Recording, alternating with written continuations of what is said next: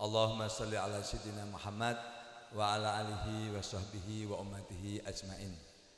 Rabbi zidni ilma warzuqni fahma, Rabbi shrah li sadri wa yassir li amri wahlul 'uqdatam min lisani yafqahu qawli. Amin ya rabbal alamin.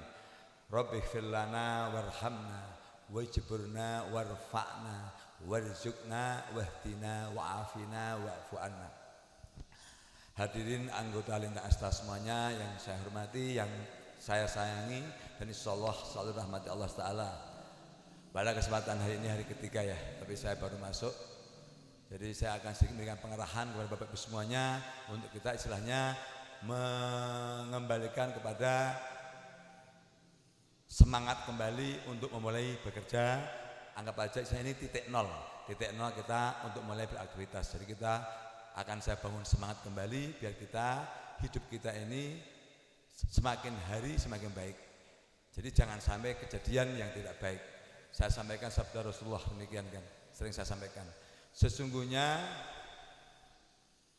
orang itu jika hari ini lebih jelek daripada hari kemarin, kita adalah orang yang sangat katakanlah celaka. Jadi kalau hari ini kita lebih jelek, hari ini lebih jelek daripada kemarin, kita termasuk orang yang celaka. Ya, tapi kalau sama saja hari ini sama dengan kemarin, kita orang yang rugi. Kenapa? Harapannya Kanjeng Nabi semakin katakanlah hari kita semakin membaik karena ilmu bertambah, pengalaman bertambah. Kemudian siapa orang yang beruntung? Orang yang hari ini lebih baik lagi insyaallah menjadi orang yang beruntung, orang yang muflihun. Maka daripada itu saya tanamkan masalah nilai-nilai kembali. Bukan masalah apa-apa, ini untuk saya pribadi, untuk Bapak Ibu semuanya. Makanya yang pertama kali kan sering saya menyampaikan nilai satu pertama kali hidup itu pertama kali adalah kejujuran. Jadi kejujuran itu tidak hanya masalah mohon maaf uang, itu kejujuran diri kita. Contoh demikian, saya sebagai suami ya jujur bahwa tanggung jawab seorang suami itu untuk menafkahi istri. Ya kalau kita jujur demikian, insya Allah logikanya akal kita akan berjalan, pengen bekerja untuk menafkahi anak istri, itu jujur. Nah kemudian kalau kita salah, ya udah ngakuin salah, itu namanya jujur, cepat urusan. Tapi akhirnya kalau kita salah karena membela diri dan sebagainya, akhirnya berkelit-kelit, akhirnya tidak jujur, kita menjadi celaka. Nah, itu kejujuran itu sedemikian. Nah kemudian katakanlah contoh saya bikin obat, memang salah, misalnya katakanlah memang salah.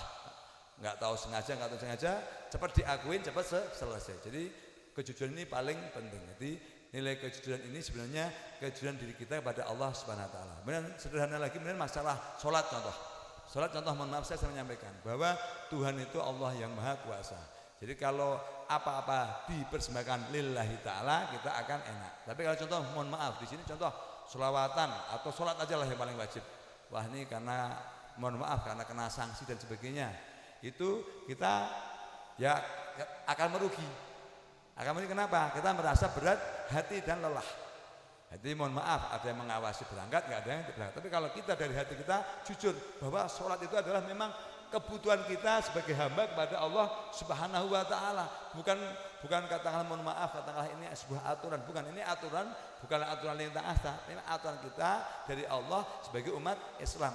Ngaji itu memang artinya kejujuran bahwa itu butuh kita, karena kalau tahu mengaji jadi orang bodoh, ya mohon maaf Bapak Ibu semuanya, kan nggak semuanya di sini sekolah tinggi.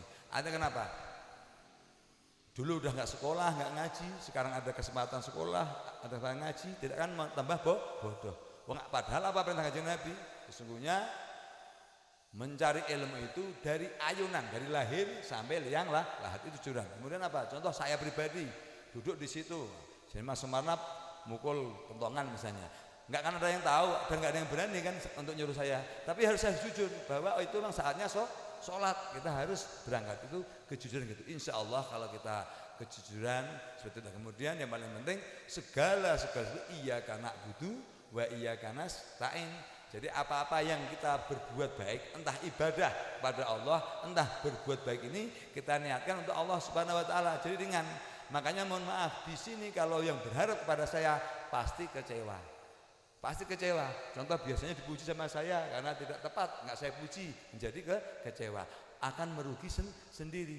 Jadi jangan sampai saya menyampaikan su'ul khatimah. Su'ul khatimah apa? Di penghujung yang jelek.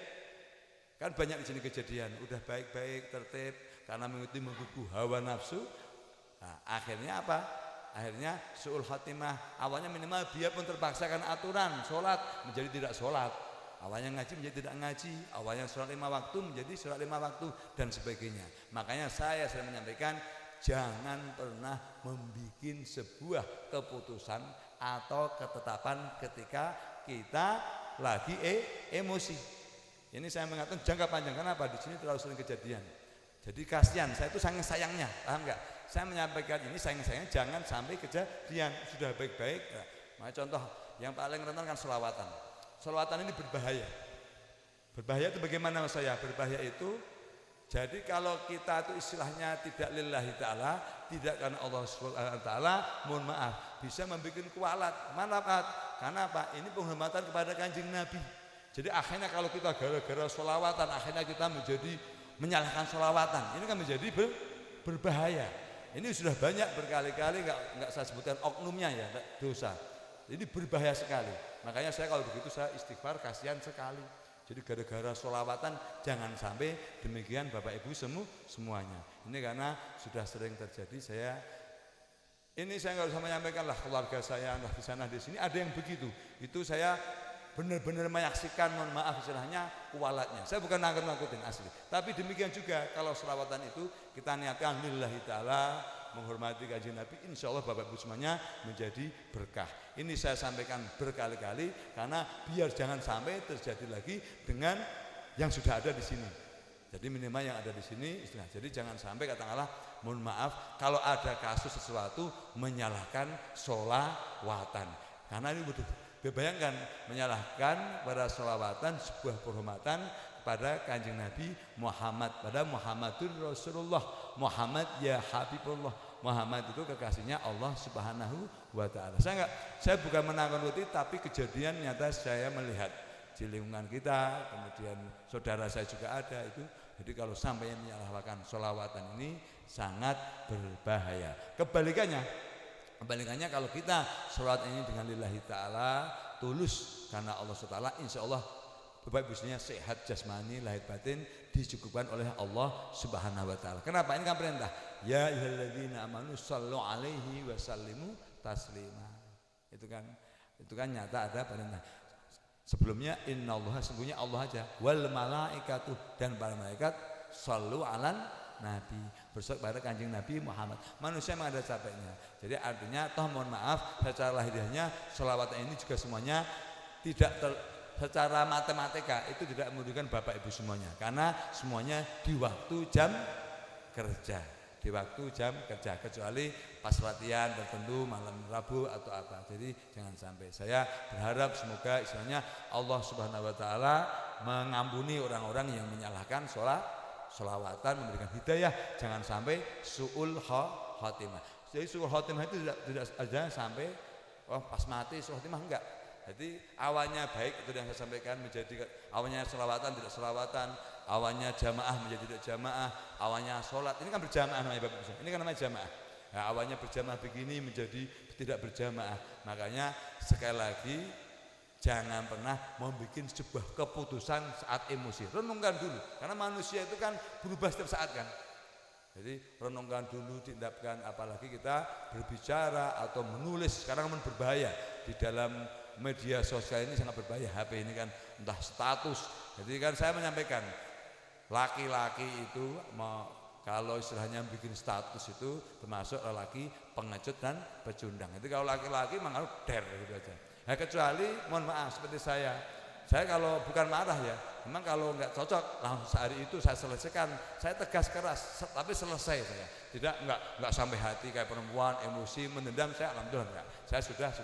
Kenapa? Sesungguhnya saat kita emosi itu setan itu menunggangi hati kita.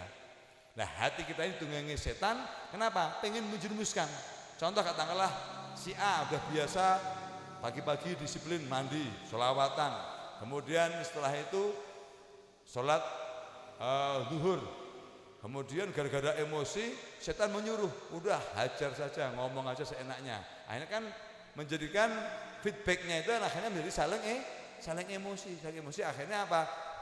jadi menjadi tidak berani ketemu. Akhirnya awalnya berjamaah begini tidak berjamaah, awalnya selawatan tidak berselawat, awalnya sholat duhur berjamaah biarpun terpaksa menjadi tidak sholat. Jadi terus menurun.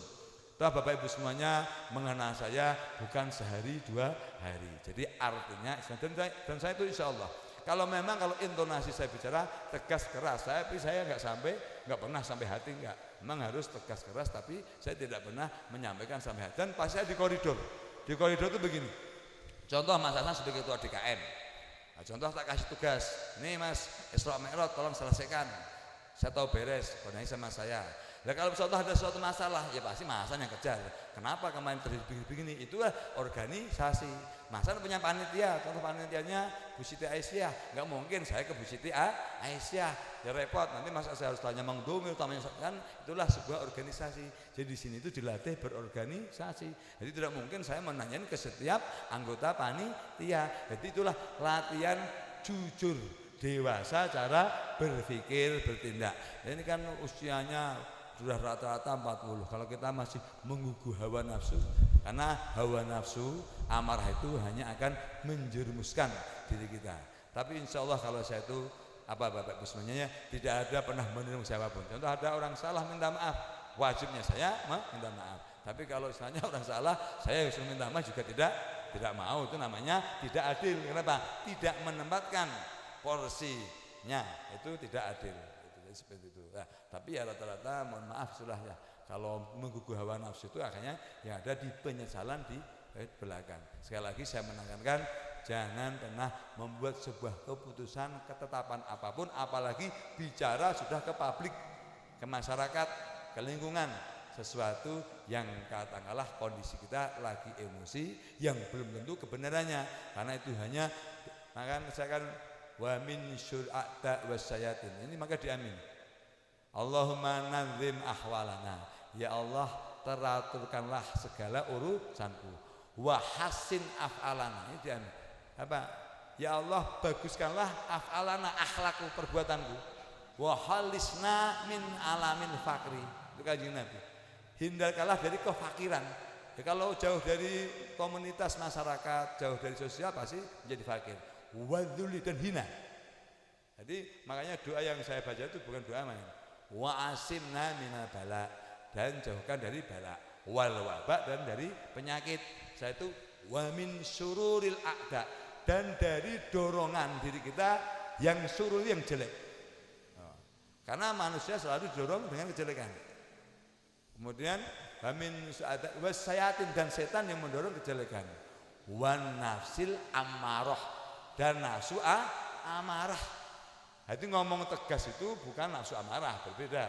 Memang harus tegas, tapi hati yang bergejolak ngomong tidak karu-karuan itu namanya nafsu amarah, yang nanti itulah yang akan menjerumuskan kita. Makanya tiap lagi kita baca qul a'udzu birabbin nas, tujuannya apa? Biar Allah menjaga hati kita tidak didorong oleh setan dan nafsu amarah.